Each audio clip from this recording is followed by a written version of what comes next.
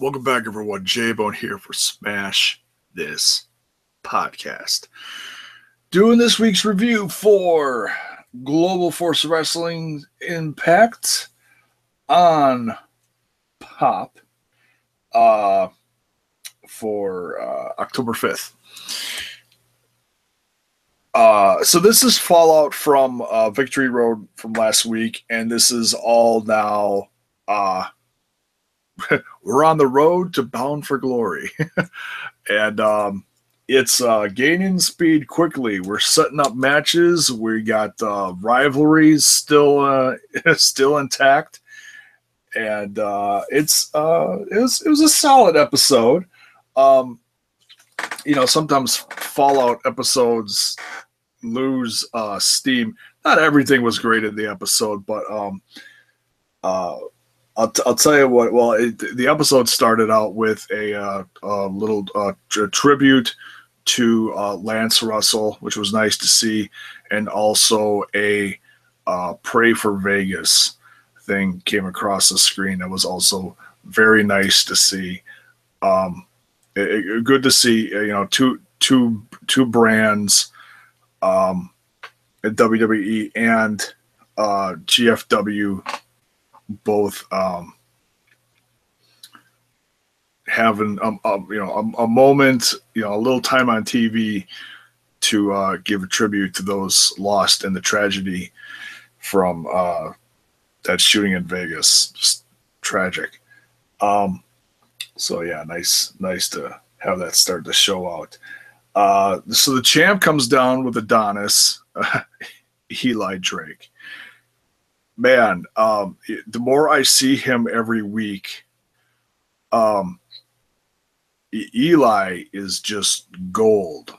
He is absolute gold on the mic, and even did a little, I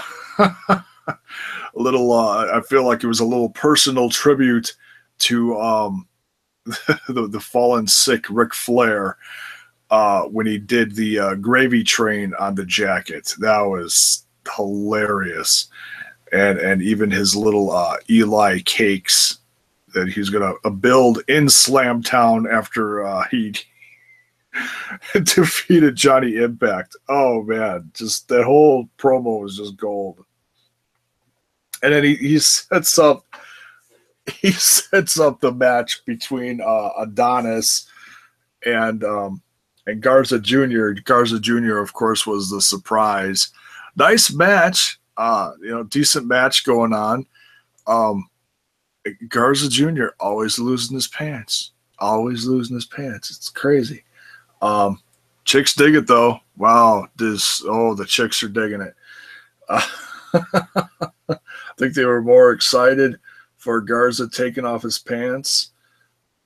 And speaking of pants, someone please tell Adonis that it's not 1992 anymore, because I have not seen anybody roll up their Take two. I have not seen anybody roll up their pants that way and fold them over and roll them up since I was in high school in the late 80s and early 90s. So someone please tell Adonis to Stop doing that. You looked like you were wearing capris, for crying out loud. Just stop that. I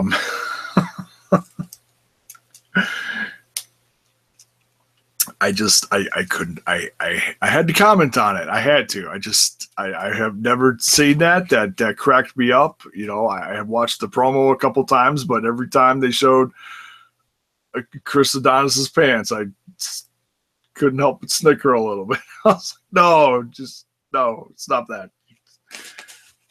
Someone send that guy a memo. And then he wrestled like that.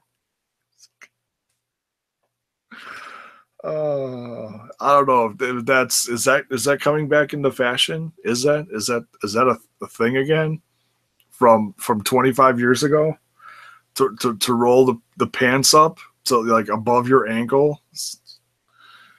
Oh man, is he going to talk about this the whole show? Yes, I am. This is all about Adonis's pants. The whole review is about how funny his pants are. No, I'll stop. I'll just I had to. They're just too funny. So Johnny Impact is not here this week. Oh yes, he was, and he came down and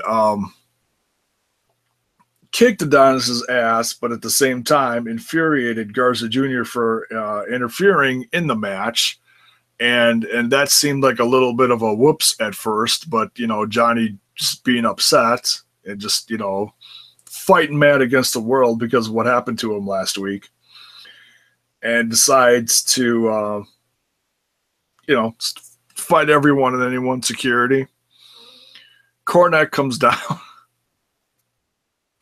Gotta love Cornette. You stop that.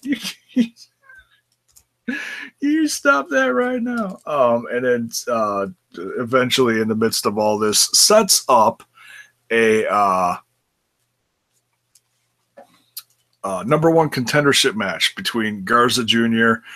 and Johnny Impact next week. And the winner of that match goes on to Bound for Glory to fight Eli Drake. I can't get over those Eli cakes. That's a riot. So yeah, good starting segment. Great way to kick it off. The tag team match. There's a lot of tag matches in this one. Holy cow. OVE versus I've seen them on there before. I didn't catch the names of it. Didn't bother writing it down. I know they're on the roster, but yeah, well, they're like Impact jobbers. But the match was good. It wasn't like a squash match. At least the champs are going out there and having a decent match and showing off skills. So I'll give them that. It was a nice tag match. OVE won. The new tag champs. Belts were not on the line, but nonetheless, good match. And then Sienna comes down, and several other knockouts. Sienna says something about wanting to be inducted in this year's Hall of Fame. I don't think they're having a Hall of Fame this year. It's kind of sad. They've had one the last, few years, and I don't know. They're just not having one. They usually announce it at like a few pay-per-views ago, and then induct them at Bound for Glory. As far as veterans who could go in, my pick would be James Storm. He's been with the company literally since day one. Yeah, he had a cup of coffee in NXT, but eventually came back, so I wouldn't fault him for that. It's professional wrestling. People do it all the time. Look, Austin Aries is probably going to go back there someday too. Maybe he won't. Who knows? I don't know. But nonetheless, actually, I would like to see that. I would love to see Austin Aries back in the Impact Zone, because at least, his championship run was quite short, but at least he was given opportunities to prove himself and did it well, whereas WWE just they made a joke out of him. So sad, really, really sad. So yeah, back to our regularly scheduled program. Sienna's out there, wants to be in the Hall of Fame. Karen Jarrett's like, no, you're not. No, you're so not going in the Hall of Fame. Gail Kim comes out. Taryn Terrell comes out along with Allie. Allie is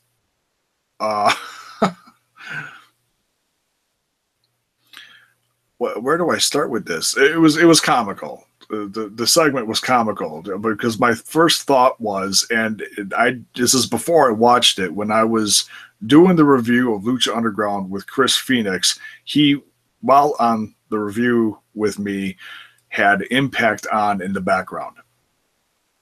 And once in a while during our reviews, if he's on with me, he'll make a quick little comment like, by the way, on Impact Wrestling right now, blah, blah, blah, blah, blah happened. It's like, oh, okay. Well, he made some comment, must have been during the segment, because he said something about Taryn Terrell coming down to the ring in her underwear.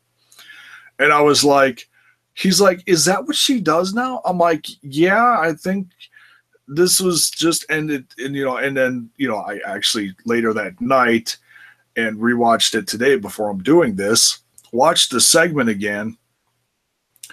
And it's like, yeah, the knockouts just come down to the ring wearing random pieces of underwear.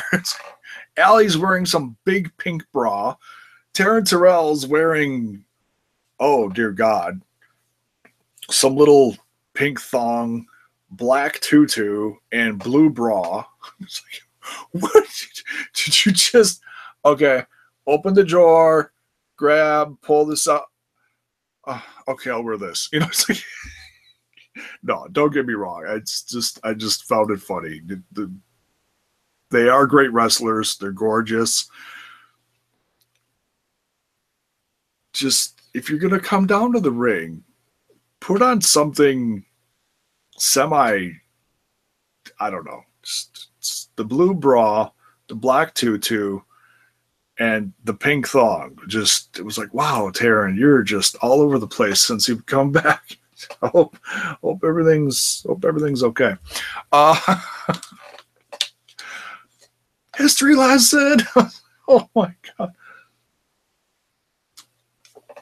And then Karen Jarrett comes out and informs them that they are all going to be battling for the Knockouts or the Global Force Women's Champion, at Bound for Glory. Now, I was actually really hoping Taya was going to come out during this and get included in that, just because I am such a big Taya fan, being, AAA, Lucha Underground, whatnot. But that was not to happen. So, that's not to say that she's not going to get included somehow, some way, or possibly interfere. Who knows? But would still love to see her involved in Bound for Glory somehow. That would be great. Hey, maybe she'll help out her future hubby, Johnny Impact. Although, I don't know if they're going to tie that together on the show like they do in Lucha Underground or like they have in AAA. I don't know. Gonna be hard to say. We'll see. And let's see. Next tag match. All X Division guys. Trevor Lee, Andrew Everett, and Caleb Conley, which was funny because I thought Andrew Everett hated Trevor Lee. In fact, they even commented on their rivalry and then somehow said something to the effect of, Trevor Lee brainwashing him or tricking him or conning him into being on his team or something to that effect. But nonetheless, good team against Sanjay Dutt, Petey Williams, and Matt Sydal. Sydal getting the win in this one. And then the babyfaces, Dutt, Sydal, and Petey Williams are arguing in the ring who is going to get the shot at the X Division Championship. And then later there's a segment where they're arguing in Cornette's office. Cornette just walks out. They don't even notice him walking out, which is hilarious. Poor Cornette. Cornette's gone through so much on TV. Okay, it's known knowledge now that he's done with Impact Wrestling. He's not going to be part of Bound for Glory. He can't get into Canada. He's not going to be part of the tapings. They should still do some kind of like backstage segment where he has a stroke or something from the stress of, being at Impact for a few months. He's always so, oh my God, you guys, stop this. It's like, but yeah, it's going to be interesting who they bring in for a new authority figure in a month. Maybe they won't. Maybe they won't. Who knows? Maybe they'll just focus on rivalries and I don't know. But whatever, as long as the matches are good, I'm good. So yeah, it's gonna be interesting to see how they figure out who the number one contender is going to be for the X division. Maybe they'll have okay, my first guess is they're gonna have like a three-way between Seidel, Petey Williams, and Sanjay Dutt. But what I'd really like to see is just have a classic, just a classic ladder match or something with, six or more guys just killing it in the ring. Steal the show like the X Division does a lot of times. I'd like to see that. So who knows what they're going to do.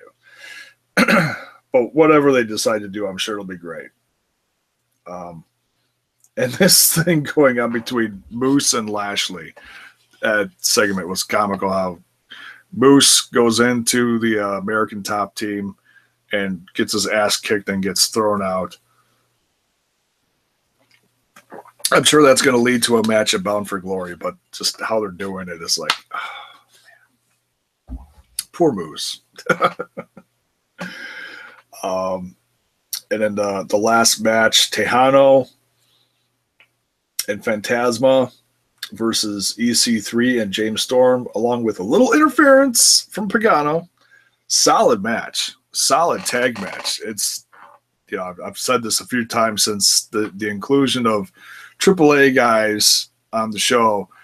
Love seeing Phantasma, and I haven't seen a lot of Pagano. He's been in sporadically, but still, great to see Phantasma. And that the arrow,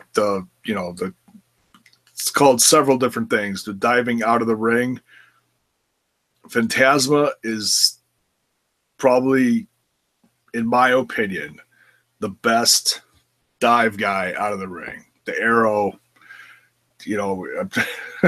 my introduction to seeing him do that was King Cuerno on Lucha Underground Season 1.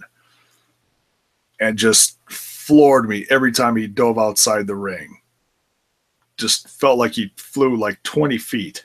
It's like no one does it like stiffer or faster or that just sounded wrong. I apologize. Can we edit that out later? Maybe. Yeah. Anyways,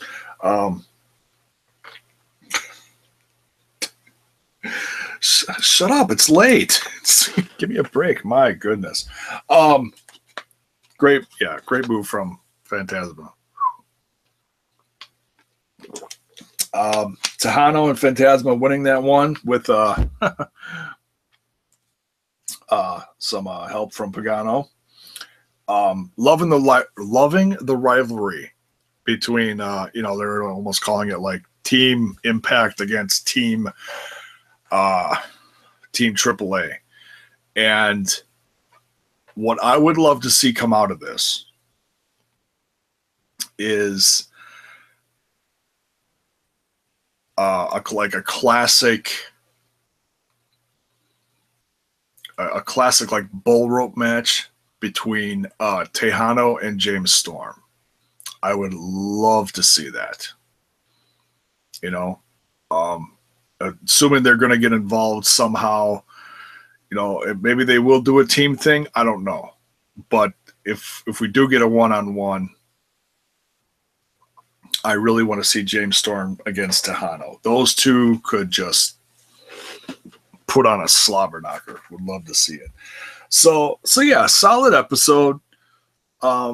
Digging the rivalries, and they're really putting stuff together. Oh, I almost forgot. The last segment with LAX saying that they want to get the revenge on OVE. Conan's so rude. He's just talks about they're going to have a 5150 street fight. Now, I'm assuming that's going to happen a month from now at Bound for Glory, but I would not be surprised if they have it prior, but we'll see. Probably going to be Bound for Glory. And yeah, that's going to be tremendous. Can't wait to see that. Excuse me. Wow. So yeah, that's it for this one. Good episode. Give me your thoughts on this week's episode of Impact Wrestling, and maybe what do you want to see? What matches do you want to see for Bound for Glory? You hate to assume stuff in professional wrestling, but you got to think that Johnny Impact is gonna beat Garza Jr. Still really looking forward to that match next week. And I can't wait to see what else happens with the X Division and so on and so forth in these other rivalries leading through the next 4 weeks up to Bound for Glory. So yeah, give me your thoughts. Put them in the comments below. Don't forget to ring that bell for notifications. Give the video a like, give the channel a sub, and share it. And yeah, that's it. It's late. Good night. I'm not going to be doing a predictions video for Hell in a Cell. Change my mind. If you do want to hear my thoughts, I did a show earlier tonight with the Ramblers. Go to the Rambling About Wrestling podcast and go check that out. Baron came back tonight. It was a blast. We all messed with each other. It was a crazy show. Had a lot of fun. Go check it out. So yeah, you can get my thoughts for Hell in a Cell on there. Might do a review Sunday night. We'll see what happens. We'll see. If it's super good and I'm not too tired, I'll jump on here and give her a whirl. Give my thoughts on Hell in a Cell. So that's it for this one. See you down the road real soon, and have a great weekend, everyone. Peace.